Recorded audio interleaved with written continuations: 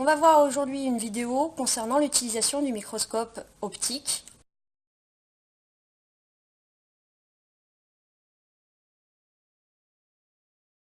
Appliqué à la géologie.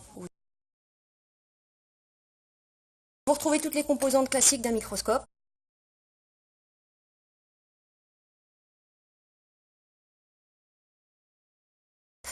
Avec deux exceptions, la platine porte-objet qui va pouvoir tourner et cette structure que l'on appelle un polariseur. Ce polariseur viendra se placer d'une manière spécifique sur la source lumineuse et nous reviendrons dessus un peu plus tard.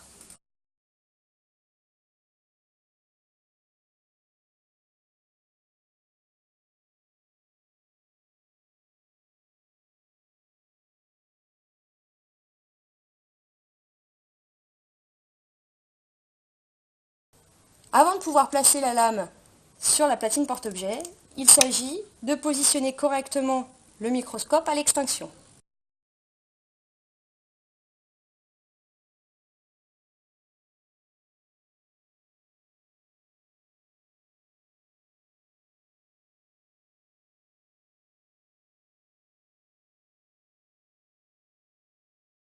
Vous allumez le microscope et le placez à l'intensité lumineuse d'intérêt.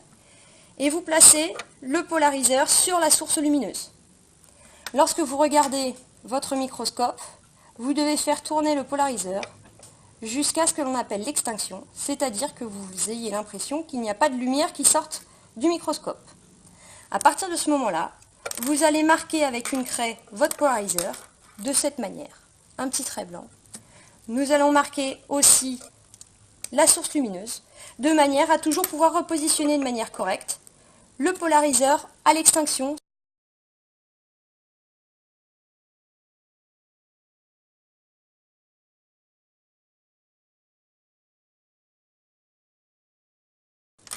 Une fois l'extinction mise, vous pouvez positionner la lame de géologie et utiliser le microscope exactement de la même manière qu'en biologie.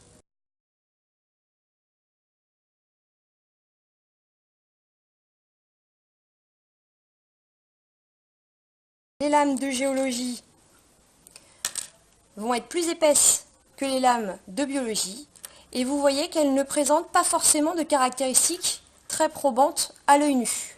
C'est pourquoi nous utilisons le polariseur et le microscope polarisant. Dans cette configuration, c'est-à-dire avec le polariseur positionné sur la source lumineuse, vous êtes en ce que l'on appelle la LPA, lumière polarisée analysée.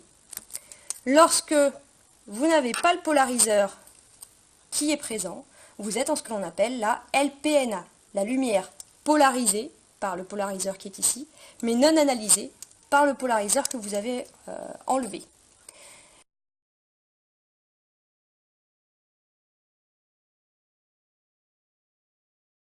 L'observation des lames en lumière polarisée non analysée est intéressante puisque cela vous permet de voir les couleurs naturelles de certains minéraux qui vont pouvoir vous donner directement des caractéristiques.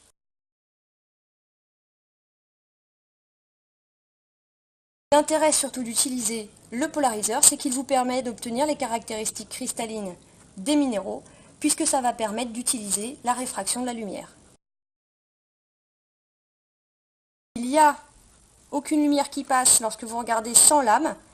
Lorsque vous placez la lame, les minéraux vont réfracter la lumière et l'analyseur qui est ici va vous permettre de traduire cette réfraction par des différences de couleurs ou des différences d'allumage des minéraux. Donc les minéraux vont pouvoir vous paraître blancs ou noirs, ou gris, ou rose, fuchsia, dans toutes les teintes de couleurs potentielles. Et ces caractéristiques-là vous indiqueront quels sont les minéraux que vous observez. Ensuite, vous pouvez utiliser le microscope exactement de la même manière qu'en biologie et faire des photos numériques, des dessins ou toute autre communication autour de vos observations.